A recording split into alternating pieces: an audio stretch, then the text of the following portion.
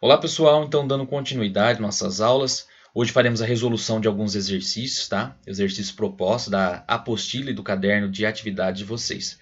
Primeiro exercício é o exercício 5 lá da página 21 da sua apostila. Ele fala o seguinte: uma das aplicações da dilatação térmica é a determinação do espaçamento que deve ser deixado entre dois corpos para evitar que a dilatação ou a contração causem deformidades e ou problemas.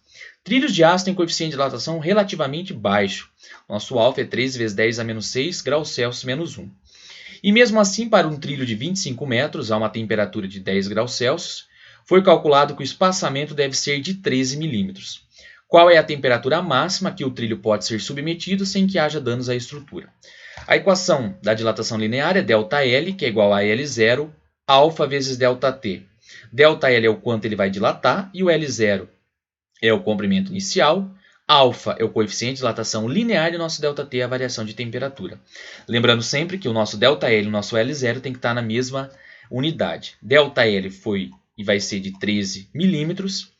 O nosso comprimento inicial é de 25 metros, sabendo que cada metro possui 1000 milímetros. Eu vou multiplicar por 10 a terceira ou por 1000, que é a mesma coisa. Então vai ficar 25 vezes 10 a terceira.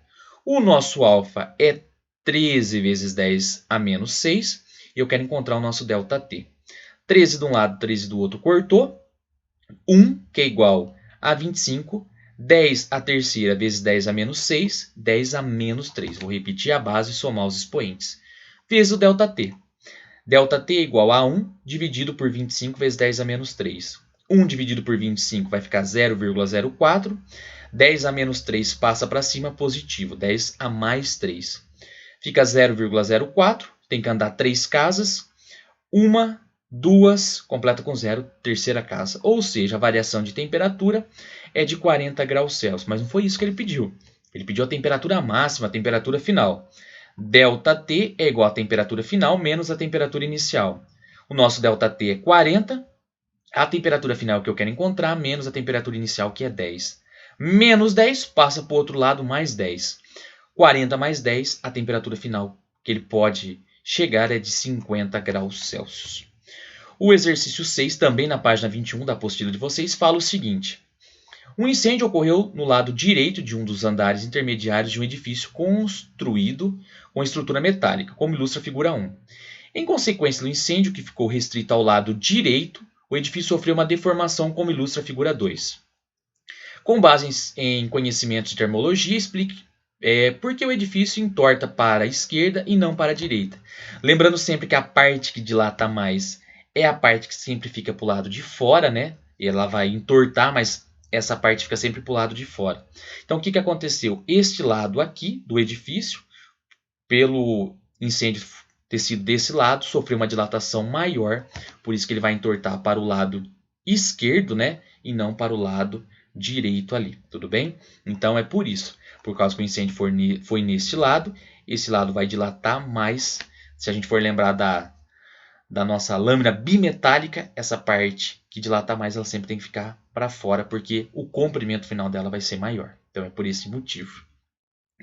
Página 23 e 24, o exercício 3, dilatação superficial. Um anel de prata apresenta a área interna de 4 cm² a 15 graus Celsius. Determine a dilatação superficial dessa área quando o anel for aquecido a 115 graus Celsius, dado o coeficiente de dilatação linear da prata é 19 vezes 10 a menos 6 graus Celsius menos 1. Bom, a equaçãozinha da dilatação superficial é ΔA, que é igual a 0 beta vezes ΔT. A área inicial é 4. Ele deu o coeficiente de dilatação linear, mas eu preciso do coeficiente de dilatação superficial, que vale 2 vezes o linear. Por isso fica 2 vezes o alfa, que é 19 vezes 10 a menos 6, vezes a variação de temperatura, 115 menos 15. Multiplicando todos esses termozinhos, eu tenho 15.200 vezes 10 a menos 6. Andando 6 casas, 1, 2, 3, 4, 5, completa com 0, 6. Vai ficar 0,0152 centímetros quadrados. Essa foi a dilatação superficial deste anel, tudo bem? Exercício 3 da página 23 e 24. O exercício 5 fala o seguinte para a gente.